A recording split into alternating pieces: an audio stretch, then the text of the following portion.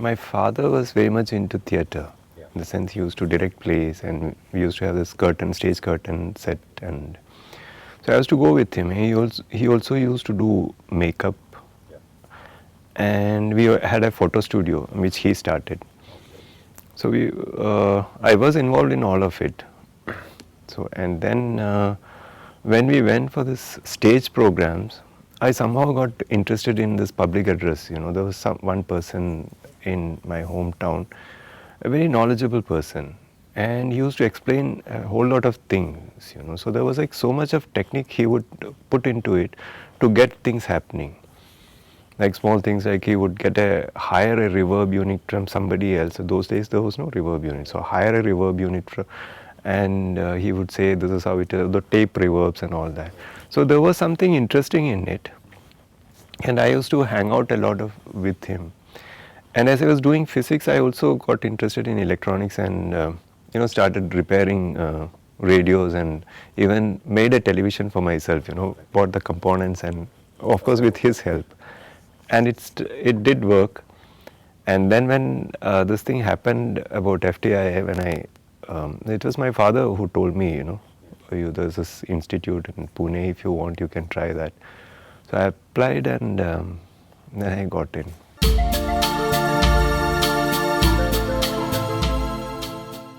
I do recording and design. Normally my thing is, if sound is for the whole film. So my preference has always been to work with somebody who would want to share their ideas and script much before the shoot. So there will be a discussion that's happening in the initial stages, then you go to the shoot. So I think sound design starts from that stage when they actually write. It's not that you talk about sound or you decide on sound at that time, but there's one thought there's maybe a small thought about sound, and that will grow as we go to the location, as we do the shooting and in the edit. So of course in a mainstream film this may not be practical, because people segregate films if you put more in sound and not much in music. So I mean, sound and music is separated in the mainstream situation. They don't put it together. Yeah, but my preference has been to work throughout, record and also work on the design of the sound.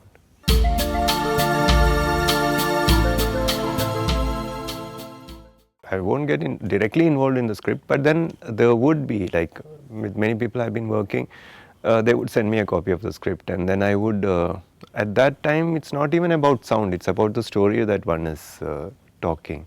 I would write back about what I feel about it, and then maybe they'll incorporate it at certain points, certain are not incorporated. But what actually happens is, I get very clear about what is being made. What is the intention of the director, and maybe you're making a story, but then it's not just the story that you'll be making, So the nuances of the story becomes very clear. So when I'm recording on location, if I find something interesting, a sound that is interesting from the location or from somewhere, I would think, maybe this will work for this film. And then that, if it works in the final stage, it will stay in the film, otherwise it may not stay.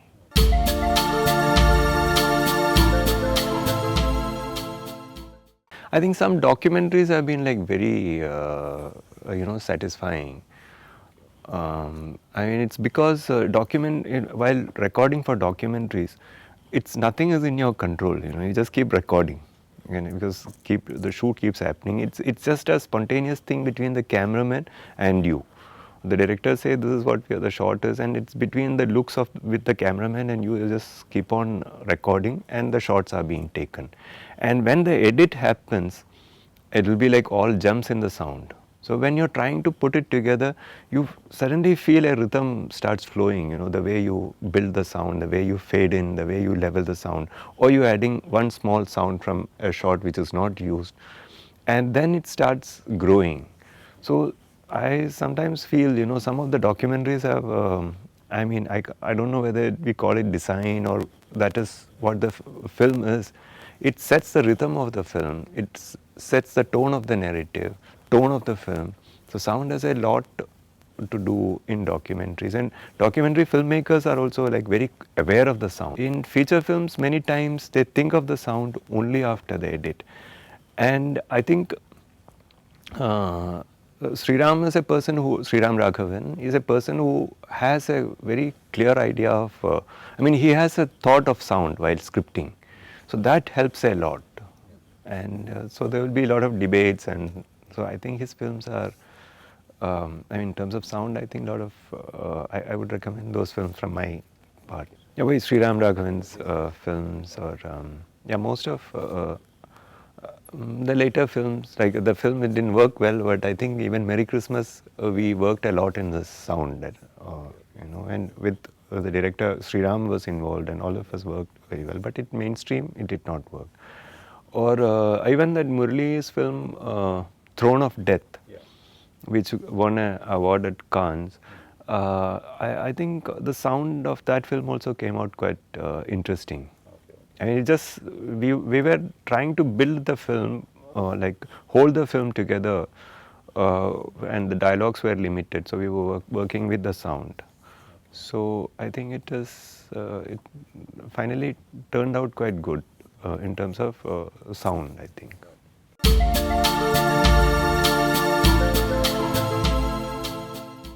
No, I think this is a very evolving place. The students are very enthusiastic, and they respond I mean, they respond quite a lot, you know, for what you are talking about, and they are involved in a discussion. Very creative and very involved discussion happens with the students. So I think these students are a lot of students who have pretty much you know, a creative mind, where they're just looking for opportunities. So I think as they get hints, then they'll evolve further, I think.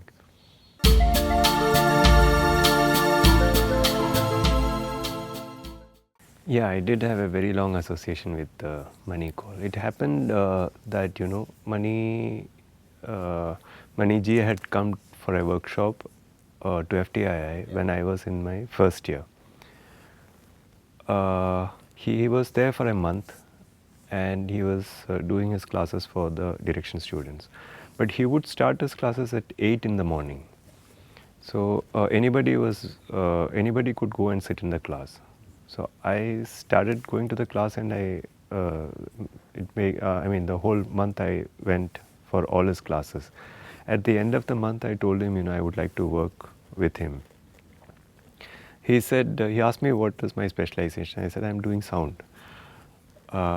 He said, okay, you complete your course in sound, but you write a feature film script and send it to me, you know, and then we'll talk.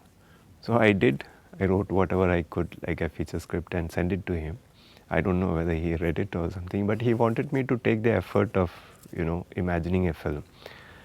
And then when I went in and I started working with him. So being with him was is a whole experience in itself, because even when there's no film, he was a person who every day when he wakes up with a lot of energy, as if we have a film to shoot next week. You know. And he continuously spoke about cinema. And he was, every time he would come up with a new idea.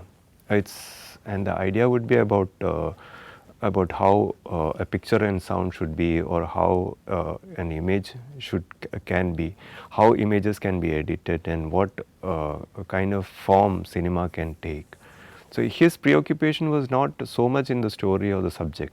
You know, of course he was interested in the story, he was interested in the subject, but he was also, from him I learned the fact that, you know, cinema is not just about telling a story. You know. So story can just exist in a book, which would be imaginative to every person who's reading it. Now if you make a film to only tell a story, that means you're reducing cinema to storytelling medium. But cinema, as he said, or as he tried working on, or as he taught, was more images with that is, image means combination of picture and sound, and how they can give an experience of the narrative. And of course the narrative is there, but it's an experience of the narrative. So there everything becomes very precise, like the sound we use, and he was he gives equal importance to sound. Like while working with him in direction, at times he was also like very technical. Any a new camera comes, a lens comes, or a new stock comes, he would he would want to do the test of it, and everything was like he would go into the detail of the technique. Similarly, when the digital recording things came, when somebody spoke about mini disc, he said, I want to buy a mini disc, and he bought a mic, a stereo mic. So when we went for the recce, he said, let's do sound recording as we do the recce. So in the mornings, like normally we think of recording in the morning, so decide at night, tomorrow morning let's record at 5 in the morning, go and record at 5 in the morning. And 5 in the morning he would be ready like as if he's going for a shoot, all dressed, and then we record for 2 hours, have breakfast, and then listen to those sounds so carefully and log them. And later, maybe the film happens, the shoot happens, and the edit happens will be after 2.5 years. At that time, he would say, do you remember that, the string bird we had recorded? Get that. So from the log, I would pick it up, and so that was a kind of learning, the kind of importance for every element of whether it is picture or sound, it did not make a difference. I think that was a strange with Manikal, he was always involved in the process. And once the film is made and done, after a screening happens, he doesn't talk about the film.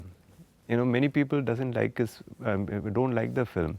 So somebody says, Mani, you are such a jovial person, you're making films like this, why? He would give a big laugh. Or if he makes a film which becomes a kind of success, like Dhrupad as a documentary or Siddheshwari, it's not that next time if he's going to make a film, he would take any idea from that. He will come with a new set of ideas and he wants to work with that. And he always used to say, he always used to tell me, if you ever make a film, don't try and make it the way I make. He said, you have to be convinced about the way you're doing it and just do it and leave it. That was his thing. And with full effort. That is the way he used to work. He had, his working with actors changed over time. I mean, in his initial films I was not there, but we did have long conversations about that. So in his very first film, Uski Roti, he himself said, I don't know what was happening to me. I used to tell them, you just have to be exactly there. Look, he used to instruct an actor continuously, like turn the eye, turn the face like that, give a look like that. And it was so precisely choreographed kind of a thing from his side. But when we made the last feature he made, The Servant's Shirt, he was of the opinion, he always used to tell me, don't tell the actor what to do, ask the actor to do it, and then say that, this doesn't work, you do something else. And therefore, try and figure out, what you want, and then sort of fine tune it. So I think he had, he would definitely go by different process for different films, but yeah, that change was there within him.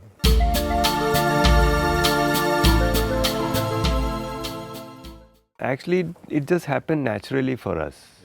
Initial stages we were recording on Nagra, and then Nagra, or even, I still have that WM6C, D6C, that, Walkman recorder, yeah. Sony brought with Crystal.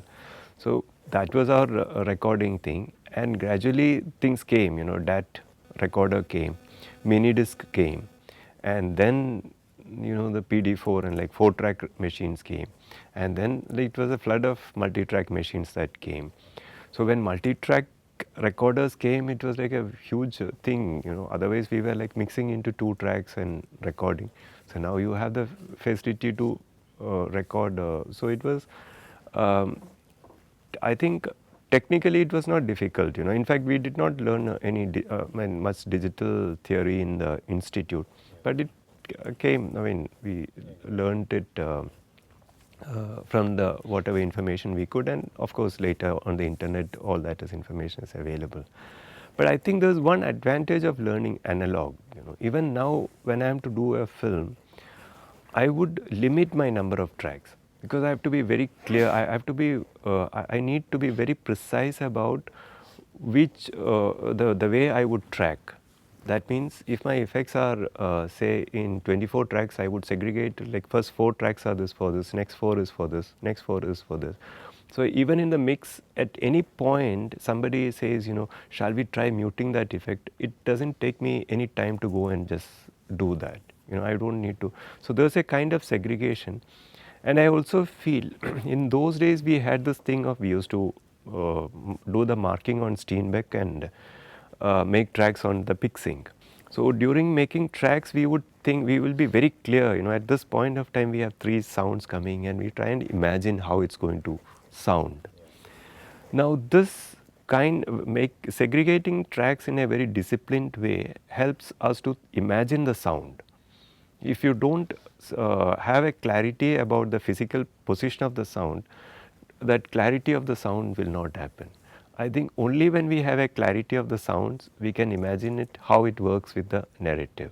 So that way I think I was one of the, I belong to that generation of people who were lucky to be in analog and in digital.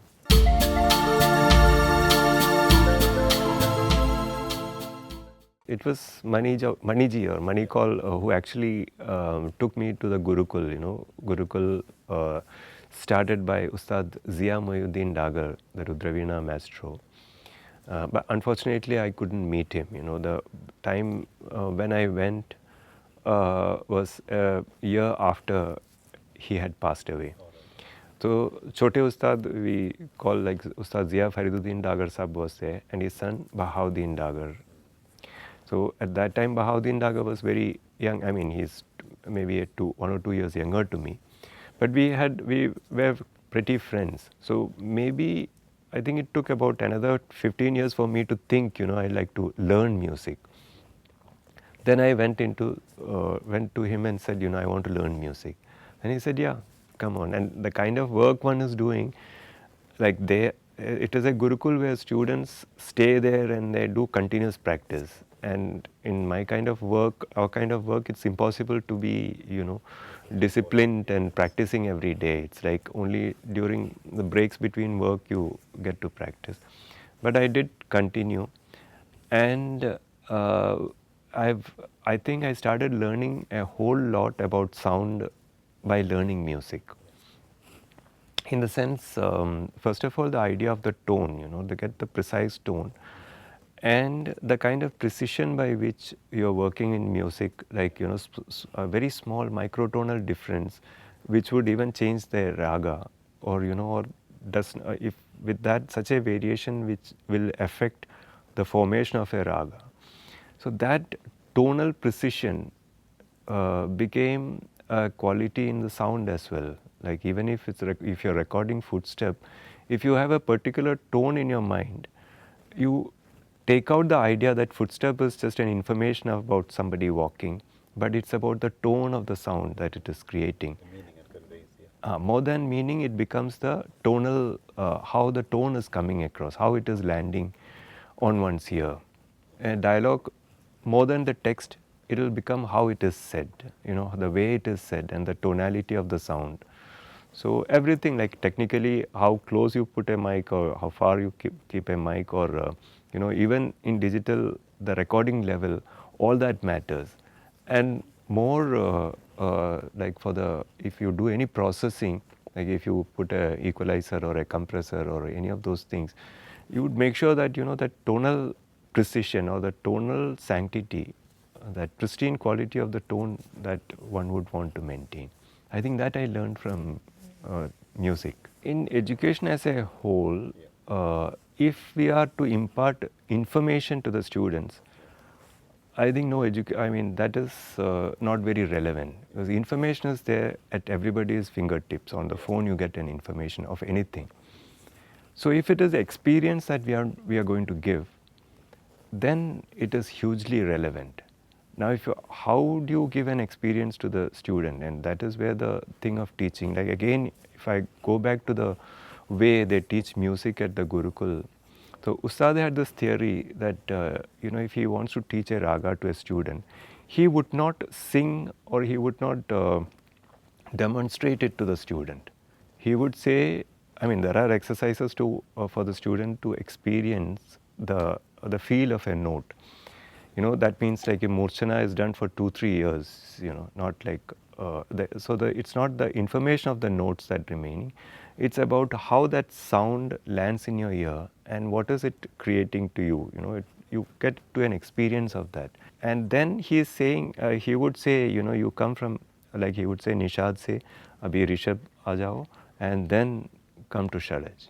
So he would just say that, and then you're supposed to play that on your instrument. As you play it, he would say, Anna, you can make it a little longer, a little shorter, or at once he might just demonstrate it like mechanically. So his theory is that, if you demonstrate to the student, there are two possibilities. One is the student would think, this is so easy, I'll just do it. And he would just do it. And he would just sort of by heart it and keep playing that. And secondly, it's possible that the student say, this is very difficult, I'll never be able to do it. Both are wrong. He says, let the student evolve and you keep guiding the student. And therefore, in that Gurukul, they teach, say, a Rag Yaman for many years. And all the student, I mean, when they play, each student when they play the same raga, they all play it differently. The raga will form as one, but the phrases they construct, the way they construct, it's all different. So it depends on the person. I think this is a kind of teaching that we can, like even for cinema, like each student will have a thought in him or her, which we should be able to bring out. So that becomes relevant. And as we all understand, art is something that is going to keep the balance of the society. So therefore, a very deep learning of art is very important. But it has to start, the teaching has to be from the core, and to help the student to evolve with what is in his mind. Yeah, the difficulty is that there's so many superficial things, and which is just there to hide the technique. Like Maniji used to say, technology is always invented to hide the technique. But that's not what we are interested in. We are interested in using all the technology that is evolving to bring out the innermost emotion what one is wanting to express.